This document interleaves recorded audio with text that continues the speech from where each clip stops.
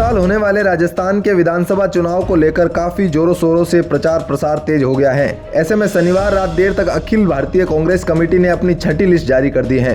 अब सिर्फ 21 सीटों पर उम्मीदवारों का ऐलान होना बाकी रह गया है। छठी लिस्ट में 22 उम्मीदवारों का नाम ऐलान किया गया है। जैसा कि माना जा रहा था वैसा ही महेश जोशी के मामले में हुआ। पिछले साल आलाकमान के खिलाफ बगावत करने वाले जोशी का टिकट पार्टी ने काट दिया है। बताया जा रहा है कि विधायक दल की मीटिंग में शामिल नहीं होने पर पिछले साल की पार्टी में हाई कमान से उनकी नाराजगी चल रही है।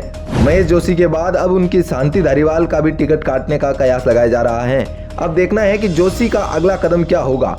वहीं बात करें भरतपुर सीट की तो उसे गठबंधन के तहत आरएलडी के लिए छोड़ दिया गया है। इसमें हाई प्रोफाइल सीट भी शामिल है। वहीं बात की जाए विद्याधर नगर की सीट की तो उस क्षेत्र में कांग्रेस ने दूसरी बार सीताराम अग्रवाल को अपना प्रत्याशी चेहरा बनाया है। हालांकि सीताराम अग्रवाल ने शनिवार सुबह ही अपना नामांकन पत्र दाखिल कर दिया था। टिकट मिलने के बाद पत्रिका ने उनसे बातचीत में उन्होंने कहा शीर्ष नेतृत्व ने दूसरी बार मुझ पर विश्वास व्यक्त किया है। पिछली बार कुछ कमी रह गई थी इसलिए हार गया था, लेकिन पिछले 5 सालों से लगातार जनता के बीच में रहकर मैं काम कर रहा हूं। जनता के दुख दर्द में साथ रहा हूं। कोरोना काल में जनता को परमात्मा मानकर मैंने सेवा की है। मुझे उम्मीद है कि इस बार मुझे चुनाव जिताकर विधानसभा जरूर भेजेगी। सीताराम अग्रवाल वर्तमान में कांग्रेस कमेटी के कोषाध्यक्ष हैं, लेकिन इसे लेकर खास बात यह है कि इस सीट पर भाजपा ने दिया कुमारी को चुनाव के मैदान में उतारा है, जो कि भाजपा के लिए काफी महत्वपूर्ण चेहरा माना जा रहा है। सीताराम अग्रवाल पहले ही एक चुनाव हार चुके हैं। इसके बावजूद भी पार्टी ने उन्हें एक बार फिर मौका दिया है। बताया जा रहा है कि प्रत्याशी की सूची में जारी होने से पहले ही पार्टी स्तर पर